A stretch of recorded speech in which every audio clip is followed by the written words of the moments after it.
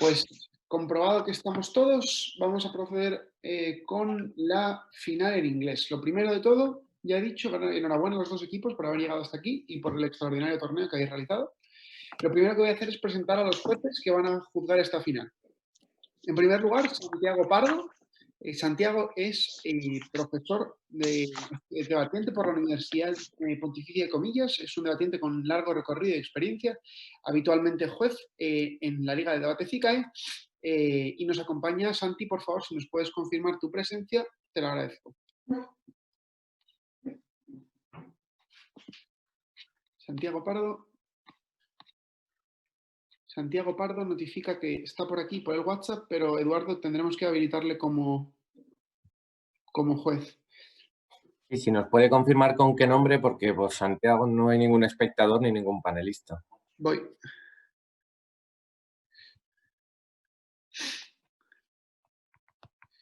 Vale, sigo presentando. En segundo lugar tenemos a Isabel Martínez Rivas. Isabel es debatiente y jueza por la Universidad Autónoma de Madrid. Es una debatiente que ha concurrido tanto al Campeonato Europeo de Debate como al Campeonato Mundial de Debate en representación de España en numerosas ocasiones y tiene una dilatada experiencia como jueza. Lo mismo, Isabel, por favor, si puedes confirmarnos que estás por aquí.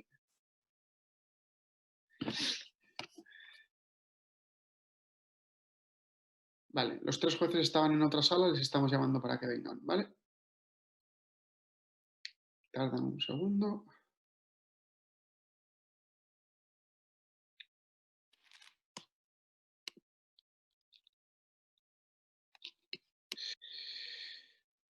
Vale. Y en último lugar nos acompañará cuando se une en unos momentos Luis Belzuz como juez principal de la final. Luis Belzuz es debatiente por la Universidad Pontificia de Comillas, SEK, es subcampeón del mundo de debate en el año 2019 en la edición del Campeonato Mundial celebrada en Chile y campeón nacional de debate en al menos 4 ocasiones en torneos nacionales universitarios. Sin más dilación, estos son los tres jueces que van a juzgar esta final en inglés. Van a ir entrando en la sala, así que a ambos equipos os damos 2 o 3 minutillos para que terminéis de prepararos. Os recordamos, por favor, que mantengáis la cámara encendida durante todo el debate, independientemente de que estéis hablando o que no, y los micrófonos apagados, salvo que estéis interviniendo. Los jueces se están conectando, como digo, y empezamos en nada.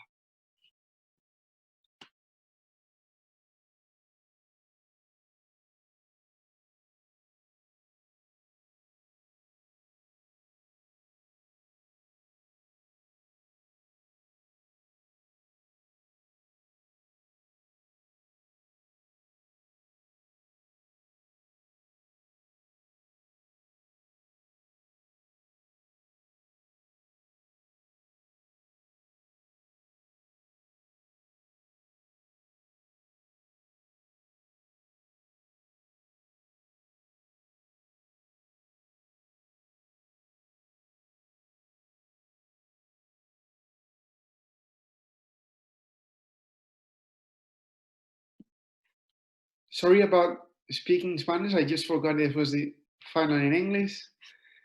I believe we already have here Luis Belzuz.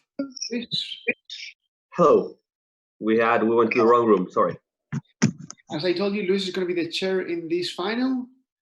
I also believe we have with us Isabel Martínez.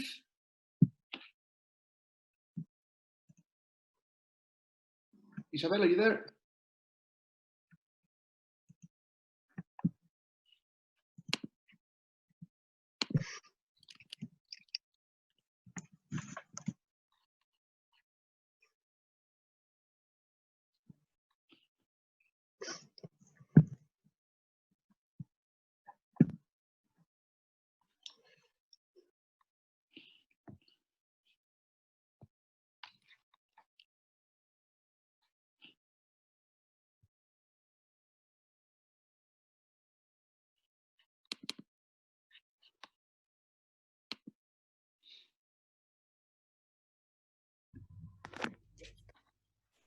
Okay, we now have Isabel. Isabel, can you please speak so we can check that you're...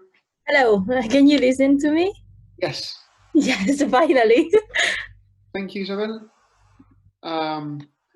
I believe we're just missing Santi. We'll wait for him for 2 more minutes, and if not, we will substitute him for another judge.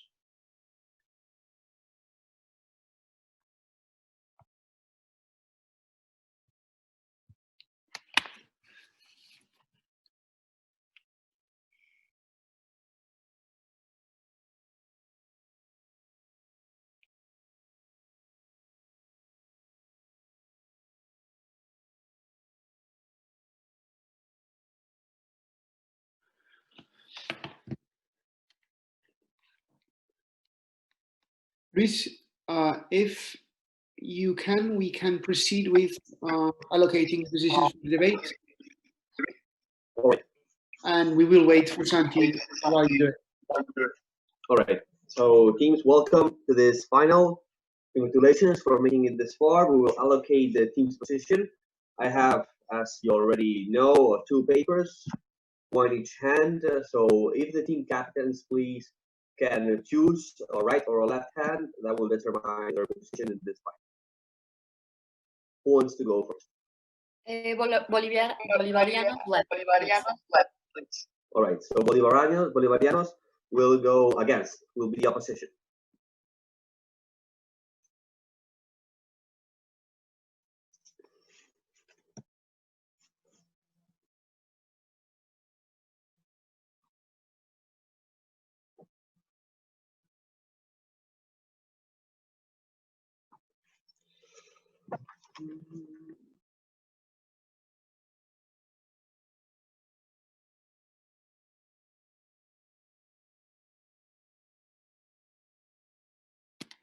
Eduardo, I believe Santi just got in. Can you please give him judge control of this?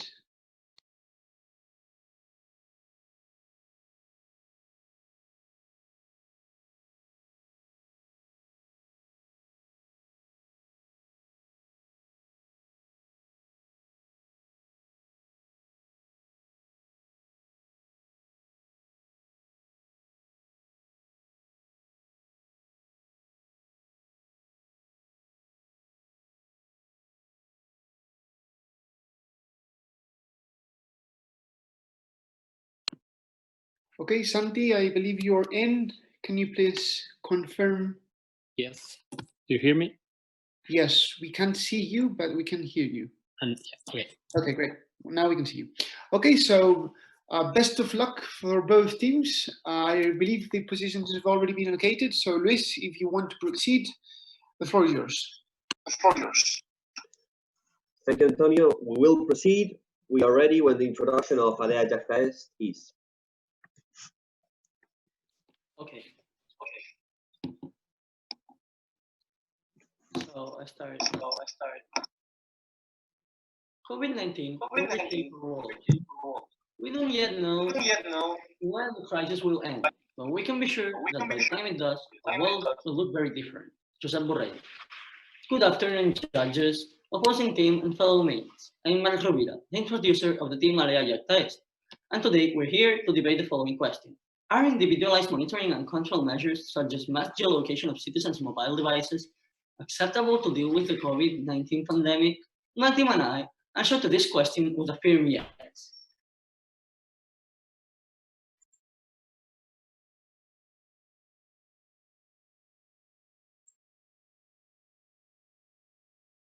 Yes, individualized monitoring and access debate. For us, these measures are acceptable if we have balance between the fact that there are some negative aspects with all the lives and opportunities the mass geolocation could bring to us. It is useful because it has positive consequences due to all the reasons we're going to defend. Also, another thing to think about is the fact that as it is legal, automatically we can say it's acceptable. Then, my team will also defend the idea and prototype of the pan-European privacy-preserving proximity tracing. The PEPPPT is a large and inclusive European team. They enable tracing of the infection chain across national borders, which means it's a group of well-known universities and companies that have created this app to implement and organize better the infections that have been going on in the country, especially countries in the European Union. It also provides a dismantling program to avoid all corruption and abuse of rights. So now, I'll proceed to explain our 3 main arguments. The first one is a legal one. the legality of the measures. As I stated before, being these measures legal, we can already say that these measures are acceptable. And clearly, in Article 6 of GDPR, which my teammates will develop later on, is shown how taking these measures is legal. There's also an undeniable fact that it exists a hierarchy of rights. And definitely, the right to security, life, and health are over any other right, because without any of these three, the others would be impossible to defend. And also, we're defending especially how the PEPPPT is prepared to help people throughout this tough time. And also, I want to emphasize that this exact measure has a dismantling program with it. So all these rights that might have been used to help the country and the citizens are not going to be used after the alarm status finishes. Then our second argument, a social one, is these measures are necessary and efficient. We don't have to worry about creating an app because it already exists. And we can prove it with examples of other countries that it has worked, and with very impressive results. And the clear country we can compare ourselves with is South Korea, a country similar in population and government. Also, we can deny that geolocation is going to carry very positive consequences medically, since it can pinpoint the most affected areas and provide these places with more equipment than less infected zones that don't necessarily need as much, obviously helping those places too, but focusing mainly in the most affected areas. And lastly, our third argument, an economic one, is economic consequences won't be as damageable as they are being now. We are in a country that after 2 months of being unable to move around, a lot of people have lost their jobs and have been economically very affected. Not only the problem right now is the loss of jobs, but also all the materials that haven't been produced, and a lot of business chains have been broken because of that. In comparison with the measures such as geolocation, there would be a possibility to move around and help those companies work and function. Maybe not as it used to before the pandemic, but smoother than what we are experiencing right now. And the consequences afterward won't be as damageable as these are going to be. To sum up everything I have said, these measures are acceptable because of how useful and all the positive consequences it carries. And with our three arguments, we're going to prove this thesis right. Thank you very much.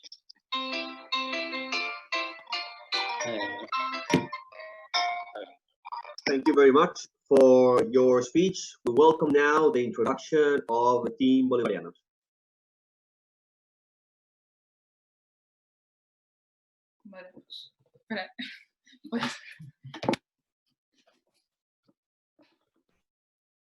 Can you hear me? Yes, I can hear you. I believe the rest of the judges do also.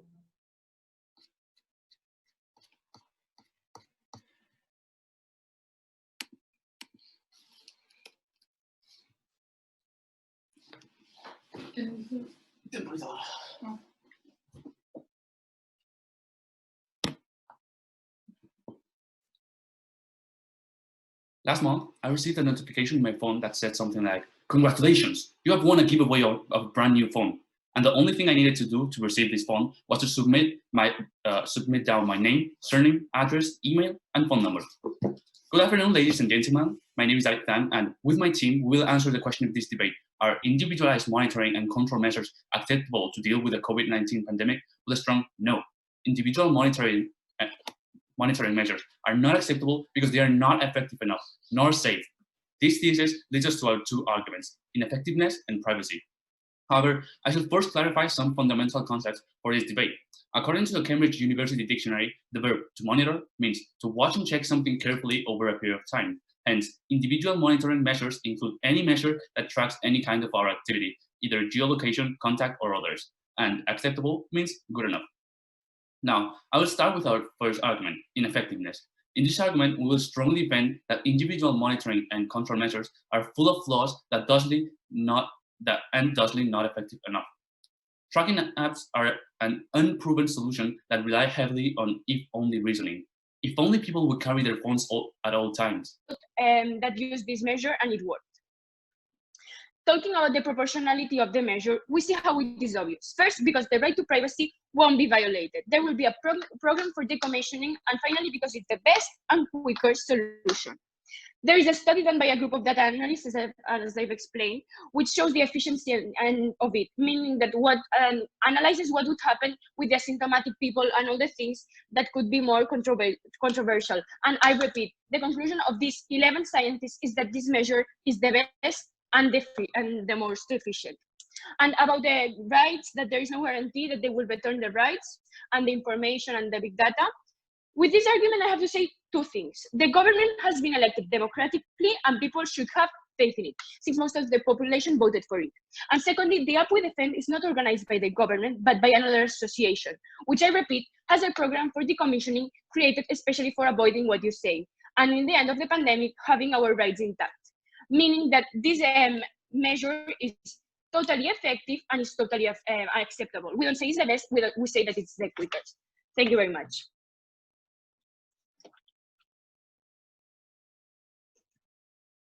Thank you very much for your speech. We welcome now the third speaker of the opposing team.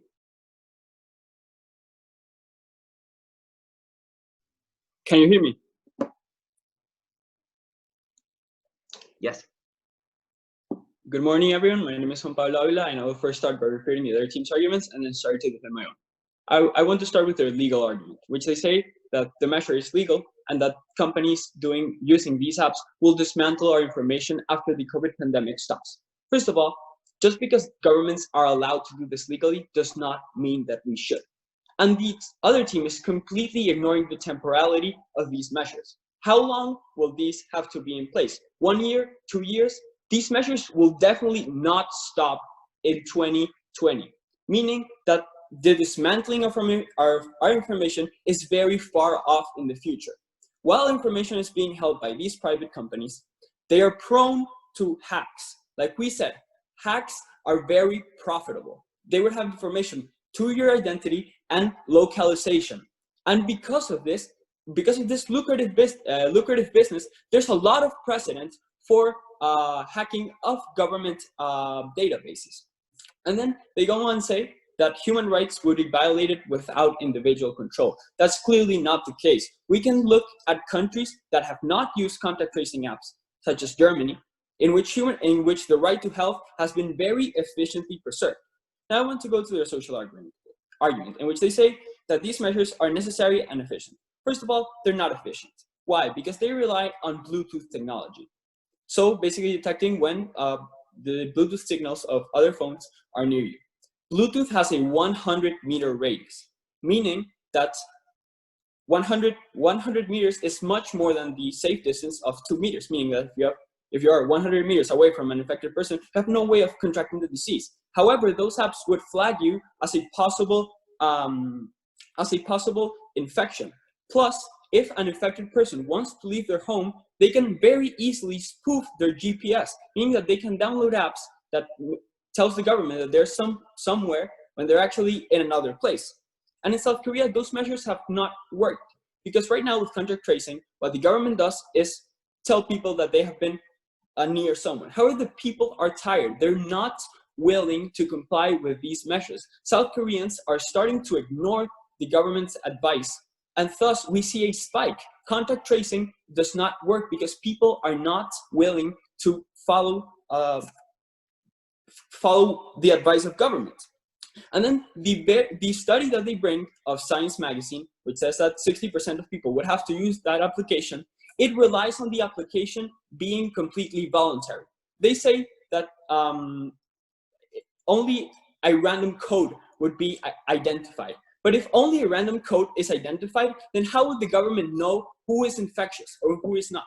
The only way in which these measures could be efficient at completely protecting our privacy is if they are voluntary. And in countries where contact tracing apps are voluntary, such as Singapore, they have not been downloaded by anyone. So we can see that it does not work. And then I want to go to, yes, your question. Oh, sorry. To what extent do you think that South Koreans being informed of who are they near is bad? That ties with your economic argument. Look, if you're assuming that contact tracing apps are able to allow selective confinement, that's even worse than having general quarantine. Why? Because it's not necessarily the case that economic consequences will be reduced. Let's say that it does allow selective quarantine. Then, since these apps have a 100-meter radius of detection, then in densely populated urban centers, where most of economic activity takes place, there will be millions of false positives, meaning that the government would be completely thrown off in the use of its resources. So it will not allow economic consequences to be reduced. If we don't maintain general quarantine, which could be relaxed to allow for economic activity, there will be another spike, such as in South Korea.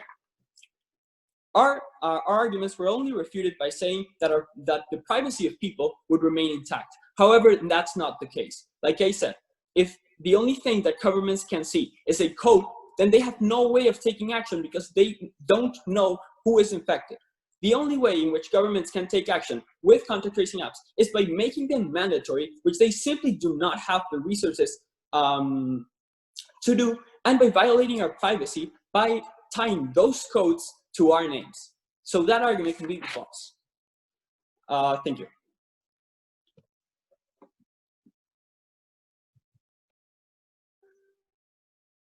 Thank you very much for your speech. We welcome now the conclusion.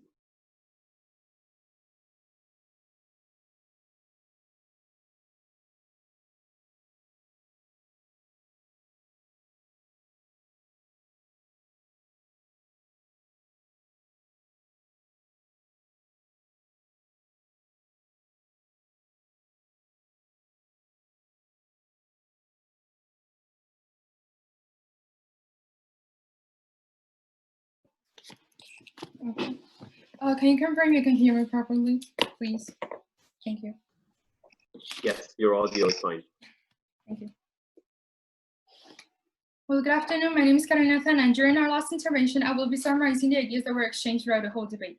For starters, the other team brought us 3 arguments. Let's start one by one. They brought us a social one saying how there was a study that says it is the best way. However, we saw this as an authority fallacy because they didn't really explain us what are the methods of this study, and they just told us the conclusion, but they didn't really tell us the percentage because 80% of usage is not the same as the 10%. And even it was the 60% as someone was saying, it doesn't really mean that everyone, all of the 60% will use it. So there's really no way to ensure the effectiveness of this of these measures. And our first representative was also saying that they studied it as a possible measure, but reality tells us that it's actually ineffective, as we said in our first argument. In our first argument, we were telling them why for 3 reasons they was totally ineffective. Firstly, it was not acceptable because there are other alternatives that do not carry the other negative effects, such as the possible mistrust, as in the case of Spain. Secondly, these acceptable examples, such as South Korea, have not been able to crash the curve, such as in South Korea. And thirdly, when optional, there's no way to ensure that people would be alerted, such as in the Czech Republic. So that is why this social argument totally falls. And furthermore, the point of the Bluetooth says that this is totally inaccurate. And the second argument, the economy, they say that the future won't be as damageable as it is now. But it is not true. The Bluetooth has once again demonstrated how, due to the flaws of the system itself, densely packed cities such as Madrid or London would have high numbers of possible infected cases due to the 100 meters, when the real contagious possibility is also only 2 meters. So let us remember that these packed cities are actually the most metropolitan where the money is produced. So it is not true that the future won't be as damageable as it is now. And that's why this second argument, it also falls due to the repetitions of a second refutator. And thirdly, the legality.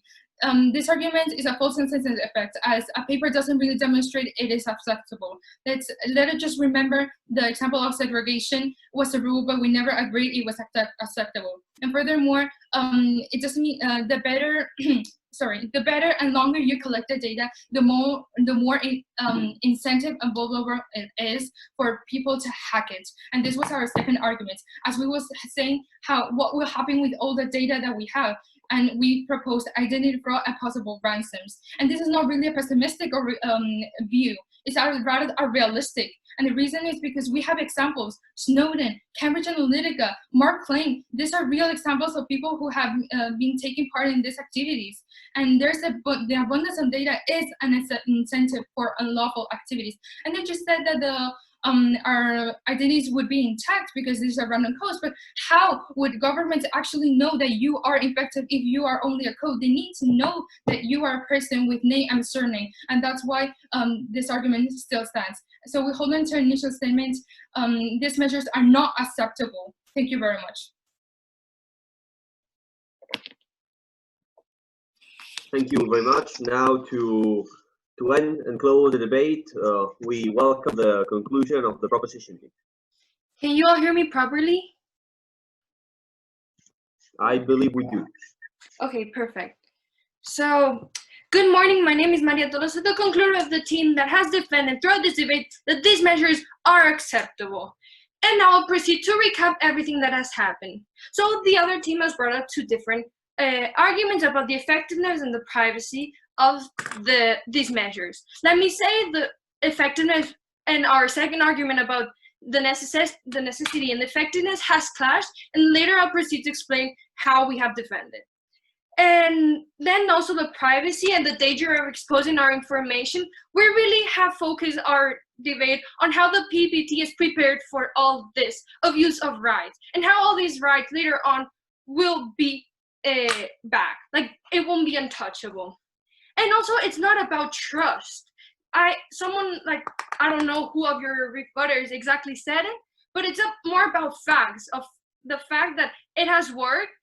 Maybe in South Korea it hasn't worked, and last week like it proved, but you cannot generalize that in all countries it won't be useful and wouldn't be effective. So now I'll proceed to explain our three arguments, and let me just emphasize that we have never stated it's the only method. We acknowledge that there are other methods too, and also can be effective, but we are defending that this is acceptable. These measures are acceptable. So in our first argument about legality of these measures, we have proven how it is beneficial. Also the hierarchy of rights of how we really want a fast and effective way of saving lives. And also back up to the PPT program of how they have also dismantling a program to the DPT-free, and where all your rights will be untouchable. Our second about the necessity and effectiveness, our rebutter has stated it is obvious there's a necessity for something. And as it clashed, we really wanted to emphasize the fact of optimizing resources, which my rebutter has stated, and we have gave examples of countries that it has worked. In South Korea, it started with a no. My rebutter has stated that at the beginning it worked perfectly. Maybe a few weeks back, something happened in the bars of the Itaewon, but that doesn't mean that in the other countries it won't work. And lastly, our economic consequences argument. So basically, what we're defending is that there will be some parts of the country confined, but the rest of it will be in movement. My rebutter has really stated that because of this movement, it will help that the economy of the country won't stop, as it is stopping right now in lots of countries, not just Spain. So this has been the conclusion. Thank you. Thank you very much for your conclusion. Thank you to both teams for this great final that we have all enjoyed. And now if you will give us some minutes, the judges will deliberate and we will come back with the result. Thank you all and congratulations to both teams. Hello everyone again. Thank you very much for what was a great debate between the two teams. The final in Spanish will proceed in 10 minutes and the teams in English will be announced the winners at the closing ceremony at 2 o'clock. Paso a castellano para decirle a todo el mundo que está conectado que en 9 minutos empezamos con la final en castellano. Os recomendamos que no os desconectéis de esta conexión, que dejéis conectada la conexión para ver la final en castellano. En 5 o 6 minutos empezaremos con la presentación de los jueces, con la presentación de los equipos y con el sorteo de las posiciones. Así que nada, dejamos 5 minutillos para que se vaya conectando los participantes y sus familias y demás y seguimos. Los participantes en inglés podéis desconectar ya vuestras cámaras y audios. Gracias.